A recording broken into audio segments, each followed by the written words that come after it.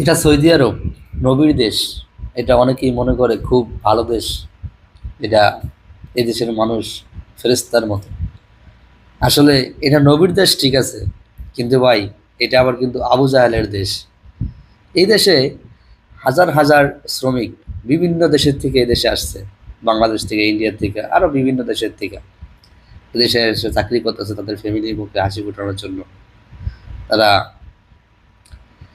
তবে এই দেশে যেই প্রবাসী লোকগুলা আছে, অনেক প্রবাসী আছে, তারা কাজ করতেছে, কিন্তু দিন যায় মাস যায়, কাজ করেই যেতেছে, কিন্তু বেতন পাইতেছে না। 2 মাসের, 3 মাসের, 5 মাসের, এমনকি 6 মাস পর্যন্ত আছে যে শুনি যে তারা এখনো বেতন পায় নাই। দেখেন, সব কিছু ফালাই দিয়া এই দেশে আইসে টাকা কামানোর জন্য। আর এই দেশে আইসা যদি এত কষ্ট কইরা পরিশ্রম করে কাজ কইরা সেই কাজের টাকাটা আবার না পায়। আর এটা তো শুধু বললাম যে এমনি যারা বাইরে কাজ করে সেটার কথা। আবার যারা কোম্পানিতে আছে তাদেরও অবস্থা এরকম আছে। আবার সাপ্লাইয়ের কোম্পানিতে যারা আছে, সাপ্লাইয়ের বিষয়, যারা সাপ্লাইতে আছে তারা তো আকামাই পায় না।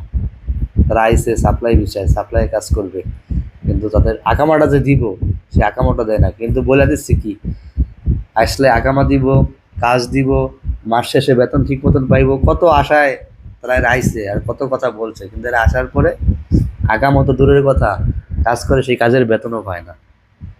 এরকম কিন্তু ভাই সৌদি আরবে আনাচে কানাচে অনেক জায়গায় এরকম আছে। হ্যাঁ, সৌদি আরব কিন্তু আপনার নবীর দেশ থেকে যে আউলিয়ার দেশ এরকম না ভাই। এখানেও কিন্তু আবু জাহেলের দেশও, এখানেও অনেক খারাপ আছে।